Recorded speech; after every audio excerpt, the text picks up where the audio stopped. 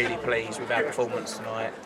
I think when you include the 3 senior players that we had to leave on the bench, I think we had 10 senior players not involved tonight. We've started with 2 under-18 players in the team. Billy Rose made his first competitive appearance for a couple of years. And then obviously another under-18 has joined the game for the last half an hour. So I'm so pleased for those lads. I think we should acknowledge their performance. I think we should acknowledge Darren and his under-18 coaching team, because those boys really did Darren and his team of coaches proud tonight. They did our football club proud, and it was my honour to give them a start in a game like this.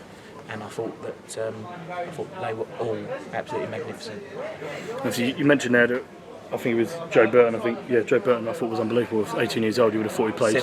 17 years old. There you look at that. You would have thought he was his birthday Thursday. Yeah, you would have thought he was a seasoned professional looking at that game to start this season, wouldn't you? Yeah. Well, I've known Joe since he was a little boy. He came through the Bales youth set-up. So I was obviously first team manager there. He went on to Tottenham, had several years at Tottenham, didn't quite work out, and he came back to Bales. And he's a quiet boy, shy boy, but maybe fate did him a turn when I became the manager of this football club, because I obviously knew when he was in our under-18s what a good player that we've got at the football club. So he's been training. Him and Harrison have been training for us for weeks. They've both had senior football elsewhere this season to get experience, and they were both magnificent. And Harrison, obviously full 90 and stepping up in the shootout as well.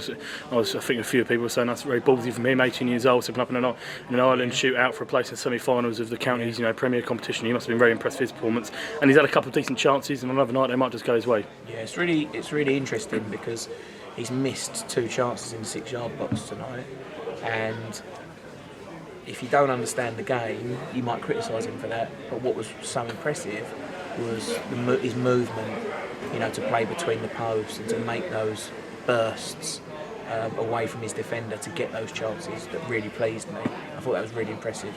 And he's disappointed that they didn't go in, but all the best centre forwards just wait for the next chance. And when there was a penalty shootout, his hand went straight up, so I had no hesitation sending him up to take one.